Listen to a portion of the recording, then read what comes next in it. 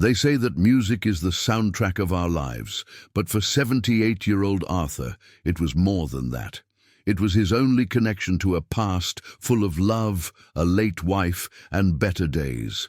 But as the cold winter approached a small suburb in New York, Arthur faced a choice no one should ever have to make: keep his most precious memories or keep the roof over his head. With a heavy heart, he posted an ad to sell his complete original collection of Neil Diamond records, the very songs he and his wife danced to for 40 years. He thought he was saying goodbye to his past.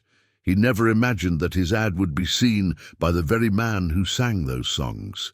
Today, we reveal the incredible story of a humble fan, a desperate sacrifice, and the legendary superstar who showed up at his door when all hope seemed lost. Get ready, because what happened when that door opened will restore your faith in humanity. Arthur lived in a house that smelled like old books and cinnamon. Every corner was a museum of his life with Martha. On the shelf sat the crown jewels, every single Neil Diamond album, from Solitary Man to Hot August Night. These weren't just pieces of vinyl, they were milestones. They bought Sweet Caroline when they got their first apartment. They played Love on the Rocks when they faced their first big challenge.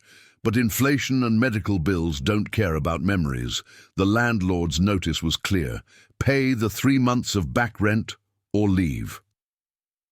Arthur sat at his small kitchen table, looking at the records. His hands shook. To anyone else, they were worth maybe a few $100s. To him, they were priceless, but he had no choice. He took a photo of the collection and posted it online with a simple caption: "My life's collection must sell to stay in my home." While Arthur was staring at his phone in a cold kitchen, miles away in a high-tech studio, a member of Neil Diamond's social media team was scrolling through mentions. Usually it's all concert clips and fan art, but that morning a tag from a local record shop caught their eye. It was a link to Arthur's post. The employee read the words, "Must sell to stay in my home." It was a punch to the gut. They showed it to Neil's longtime manager, who eventually decided, against his better judgment regarding privacy, to show it to Neil himself during a coffee break.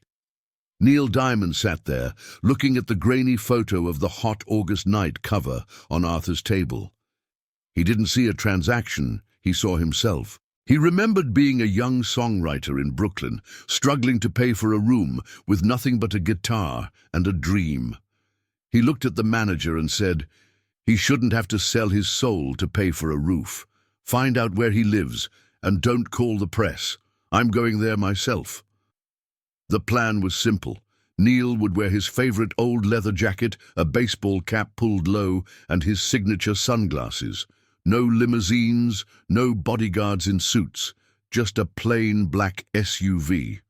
As they drove through Arthur's modest neighborhood, Neil looked out the window. He saw the American flags on the porches, the withered gardens, and the quiet dignity of a generation that worked hard and asked for little. When they pulled up to the curb of a small white house with peeling paint, Neil felt a wave of nerves.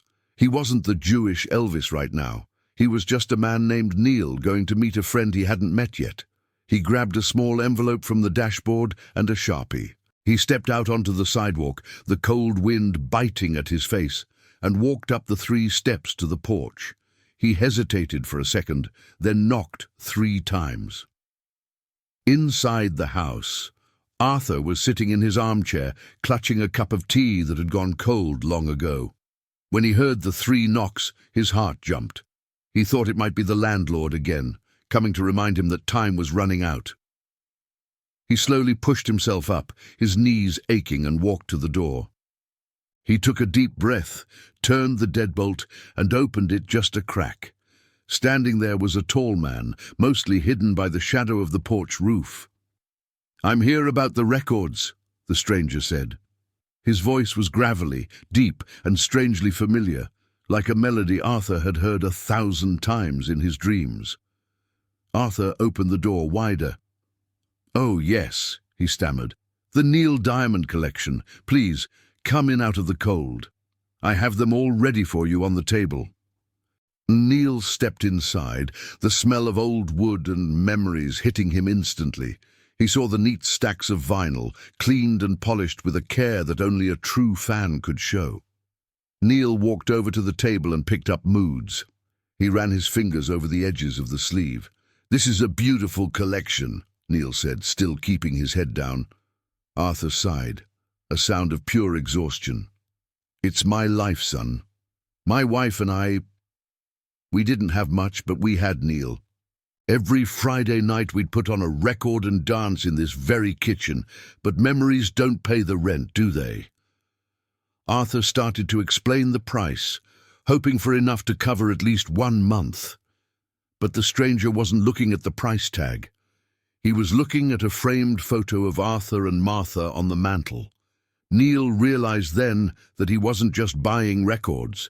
He was looking at the reason he wrote songs in the first place, to give people like Arthur a reason to smile. Neil reached into his pocket and pulled out the envelope. "I don't think you should sell these," the stranger said softly. Arthur looked confused. "But I have to. I have no other way." That was when Neil Diamond slowly reached up and removed his sunglasses. The silence in the room became heavy, filled only by the ticking of an old grandfather clock in the hallway.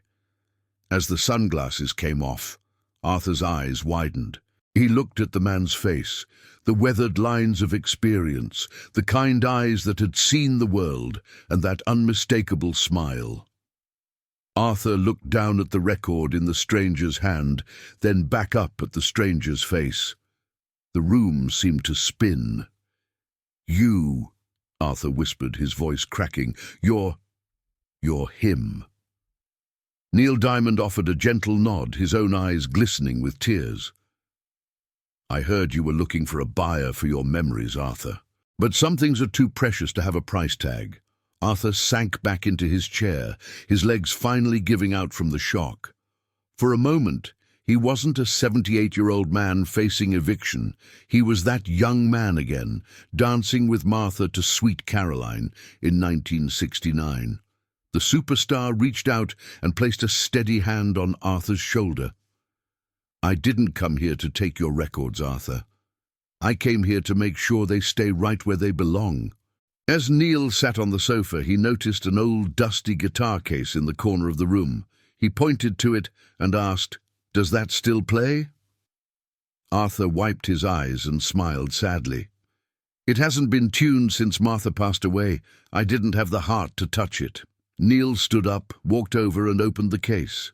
He picked up the guitar, tuned it with the precision of a master, and struck a chord that filled the small living room with a rich, golden sound. Then he started to sing.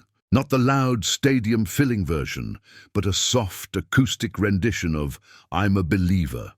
It was just one man, one guitar, and one grateful fan in a tiny house. Arthur closed his eyes, and for the first time in years, he felt the presence of his wife in the room. He began to hum along, his cracked voice joining the legendary baritone of Neil Diamond. It was a private concert that no amount of money could buy, a moment where the star and the fan were simply two human beings sharing a song. The walls of the old house were thin, and Neil Diamond's voice was unmistakable. Outside, a neighbor walking her dog stopped in her tracks. She listened, her jaw dropping, as she realized the voice coming from Arthur's house sounded exactly like the record she grew up with. She pulled out her phone and sent a quick text. Within 10 minutes, a small group of neighbors had gathered on the sidewalk, standing in silent awe. They didn't rush the door. They didn't call the paparazzi. They simply stood there in the cold, listening to the muffled sounds of a legend, bringing hope back to their friend Arthur. When Neil finally stepped out an hour later, he didn't say a word. He just tipped his cap to the small crowd, got into his SUV, and disappeared into the twilight. He didn't want a parade. He just wanted to make sure Arthur could sleep peacefully that night, surrounded by his records and his home. Today, if you walk past that small white house with the peeling paint, you'll notice something different. The garden is blooming. The porch has a fresh coat of paint, And through the window, you can often see an old man sitting in his favorite armchair. Arthur never sold a single record. In fact, his collection grew. After that day, fans from all over the world heard the story and sent him rare editions, letters of support, and even new record players. Arthur became a local legend, but he remained humble. He often says that the money was a miracle, but the conversation was the real gift. Neil Diamond didn't just save his home, he validated Arthur's entire life of loyalty. He proved that being a fan isn't just about buying tickets, it's about being part of a family. Every Friday night, Arthur still puts on a record, and as the needle hits the vinyl, he doesn't feel alone anymore. He knows that somewhere out there, the man who sang those songs is watching over people just like him. In a world that often feels cold and transactional, stories like Neil Diamond and Arthur remind us that kindness is the most powerful song of all. Neil Diamond, even while facing his own health battles today, continues to be a light for millions.